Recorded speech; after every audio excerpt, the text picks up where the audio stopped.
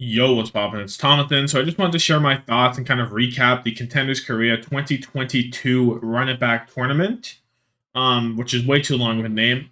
So basically, quick little breakdown of how the teams placed. O2 Blast dropped a single map the entire time to SLT, and it just felt like they didn't really care. Throughout this whole thing, they just kind of put in the B roster a lot of the time against the weaker teams. Even against the better teams, they would just say, fuck it. I'm putting in Profit. I'm putting in Viper and Caffeine. Whatever. We're that good.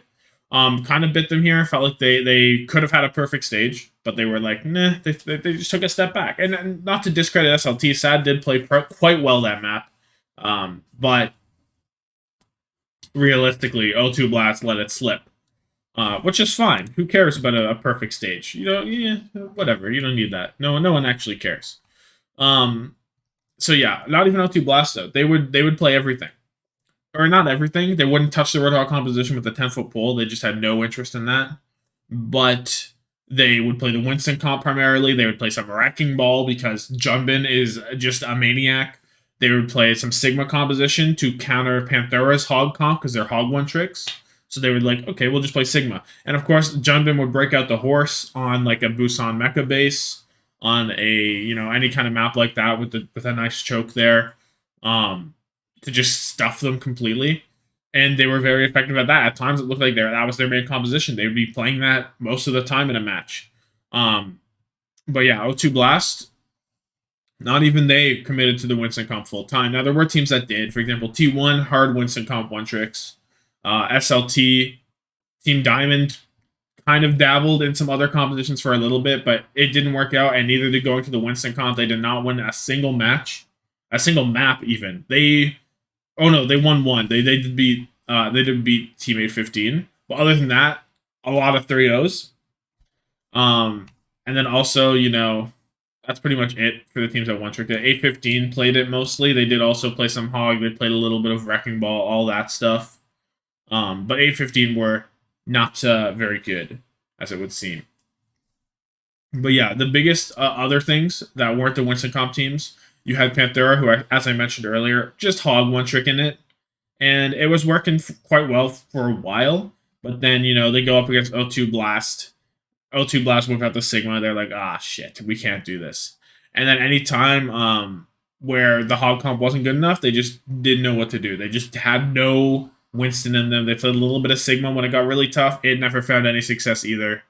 Um, Panthera really kind of started off strong with this like kind of new composition, and then they quickly petered out. So much so that they actually would lose to T1, who play the Winston composition basically. I don't know. They not really. They kind of disappoint there, losing this third place match, which you can barely not see, but it's there.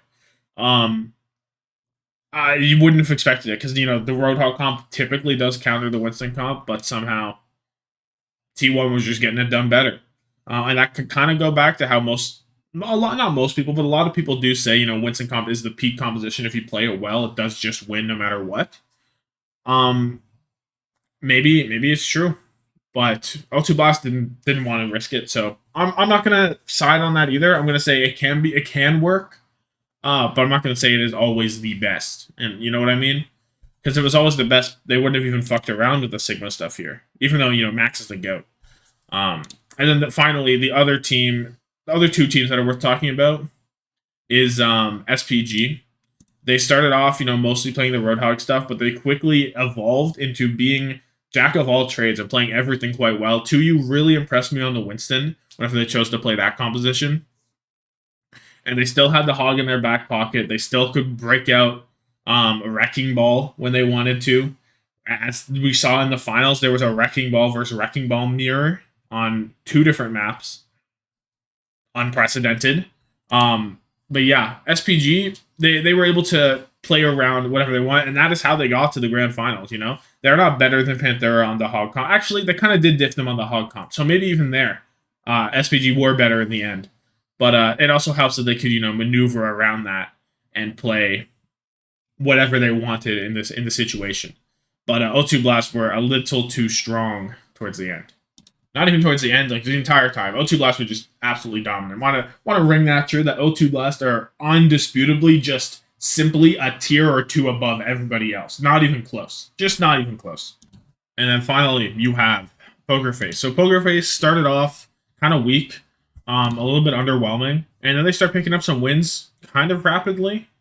In the middle there, in the end, still only go 3-4, but they did impress me a lot more. They started shifting more towards their Sigma and played it a lot more than other teams. For example, Emperor ISO. And even more than that, I can't remember off the top of my head, mind you. But I'm trying to look for the map pool. Oh no, I'm going off the grid. Hold on. Looking at this map pool, I do recall some Route 66 Sigma gameplay. They were enjoyers on it there. Paraiso, some control maps perhaps, but yeah, and they did end up impressing me. Oh, this is just not the right. Is this the right? Oh, it is the right one. Okay. Yeah, they do end up doing better than I thought. Basically, they did still end up playing the Winston comp with Enocats. They have to sub out their tank depending on what they wanted to play, so they were kind of predictable. And towards the end there, in the quarterfinals, they actually opted away from it and just tried to take Panthera in the hog mirror sometimes, or not sometimes, yeah. And I don't really rate it. I think it was kind of an error, but whatever, you know. They did what they decided it wasn't the play. I guess I don't know. It's just kind of weird, but they did definitely look better than I thought they would towards the end there. So overall, if you look at like the order of you know who won, I wish there was a nice screen that showed you who won like properly instead of just. Oh, I guess this does. Yeah, I guess this does. Yeah, O2 Blast, no doubt. You know they're O2 Blast. They're just the best. Simprisa Gaming mastered the meta next best. T1 actually kind of turned it on in the end. I still am a little shook that Panthera lost.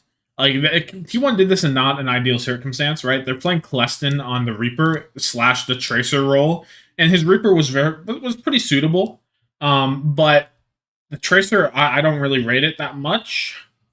But they actually were able to break through Panthera and just kind of outperformed them. Panthera definitely had a bit of an off game there, or they were kind of on the downturn for a little bit, I suppose.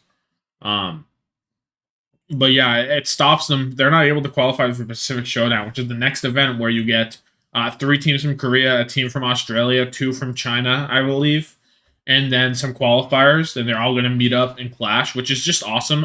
We'll probably get it in a Ramatra meta. It's supposed to be like December 19th to 22nd or something. So we'll probably get to see Ramatra for that. So I'm very, very excited, presuming that we do. But yeah, T1 turned it on in the end. Cleston coming third on an off roll. Not bad. That kind of shows. I don't know if any teams were looking at Cleston for Owl, but it's like, oh, this guy's kind of flexible. If you absolutely need him to pull up on DPS, he can. It's not impossible, you know? Which obviously is not an ideal situation, but it is something to keep in the back of your mind, you know? Oh, we don't have a good Reaper player? Don't worry, guys, we have Cleston. Like a new sentence unlocked, you know? But yeah, then looking down, like talking about the actual teams again. Talk more about the actual players on the live stream, which should be happening like immediately. Oh, my bad. This probably won't be up in time, but whatever. Yeah. So mostly for these teams, O2 Blasters, macro gods, synergistic gods, synergistic. That's a word, right? And extremely talented individually, mechanically. T1, Alien really popped off. You know, Alien had some of the best Sojourn performances that we've seen. And then they're just like standard Winston guys. And Cleston coming in, unreal. Team Diamond, this is a big disappointment. After coming third in the B-sides, they did quite terribly, picking up only 1 win. Like, not great. Inhyuk isn't, I don't know, it just didn't really work out. They played Sino for a bit. Illicit was at the beginning. He kind of faded out, and then you got Minute playing more, which would put Sino onto the Reaper. It was just, I don't know. They just didn't have it together. I can't really describe it. It wasn't there. Panthera, of course, the Hog players, Hidden, Started off a bit hot, but he kind of trickled out in the end. Trickled out, petered out, same thing. Didn't really step up when he needed to. There were so many times I'm like, Hidden, you have to do something. He was just getting diffed pretty much repeatedly. Like in that big match against T1 for third place, Alien was laying down the law on him. Nice impressed me a lot on the Tracer.